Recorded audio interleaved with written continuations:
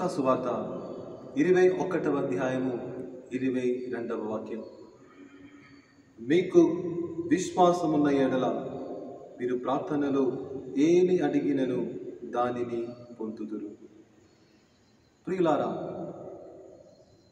దేవుని నుండి, యేసు ప్రభు నుండి దీవెనలు పొందుటకు మనం చేయవలసినది ప్రార్థన.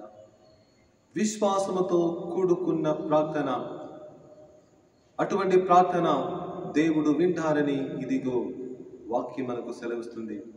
అసలు ఈ విశ్వాసం అనగా ఏమిటి? వాక్యం సెలవిస్తుంది. హెబ్రీయులకు రాసిన లేఖ 11వ అధ్యాయము 1వ వాక్యం. నిరీక్షించు విషయములందు నిస్సందేహముగా ఉండుట విశ్వాసము. మనము చూడజాలని విషయములను గురించి నిశ్చయముగా ఉండుట విశ్వాసము. మనం ప్రార్థించినప్పుడు మనం ప్రార్థించిన దానిని దేవుడు విన్నారని మనము నమ్మాలి. అది విశ్వాసం. కాబట్టి ప్రియులారా, ఇటువంటి విశ్వాసం కోసం మనం ప్రార్థిద్దాం. విశ్వాసం కోసం ప్రార్థిస్తూ విశ్వాసముతో ప్రార్థించుటకు మనం నేర్చుకుందాం. దీనికోసం దేవుడు మనందరినీ దీవించునుగాక. ఆమేన్.